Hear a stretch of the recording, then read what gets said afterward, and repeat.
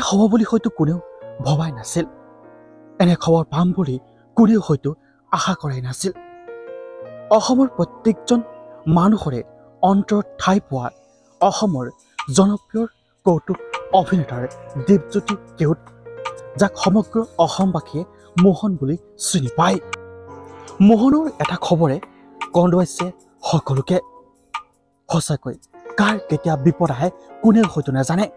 কোনেও ভাবিছিল সেইদিনালৈকে হাঁহি ফূৰ্তিয়ে সমগ্ৰ অসমবাসীকে হহুৱাই থকাৰ এইজন অভিনেতাৰ আজি অতি জটিল ৰোগত আক্ৰান্ত হৈ চিকিৎসাধীন হৈ থাকিব। ৰং চেনেলৰ এখন ধাৰাবাহিকৰ শ্বুটিং কৰি থাকোঁতে হঠাৎ অসুস্থ হৈ পৰে অভিনেতাজন।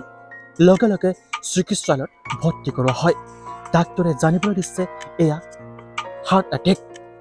হৃদৰোগত আক্ৰান্ত হৈ এতিয়াও চিকিৎসাধীন হৈ আছে জনপ্ৰিয় অভিনেতাজন। ভগৱানৰ ওচৰত প্ৰাৰ্থনা কৰক যাতে অতি সোনকালে অতি কম দিনৰ ভিতৰতে জনপ্ৰিয় কৌতুক অভিনেতাৰ দীপজ্যোতি কেওট পুনৰ আমাৰ মাজলৈ ঘূৰি আহিব পাৰে। গুৰুতৰভাৱে অসুস্থ হৈ এতিয়া চিকিৎসালয়ত চিকিৎসাধীন হৈ আছে। এতিয়া ভগৱানৰ ওচৰত প্ৰাৰ্থনা কৰক, আশীৰ্বাদ কৰক যাতে অভিনেতাজন অতি সোনকালে আৰোগ্য হৈ উঠিব পাৰে। এই খবৰটো পোৱাৰ পাছতে সমগ্ৰ অসমবাসীয়ে এতিয়া কান্দি উঠিছে। সঁচাকৈ ভগৱানৰ ওচৰত প্ৰাৰ্থনা কৰিছোঁ, আপুনি কৰক, জয়া কৰক। ধন্যবাদ।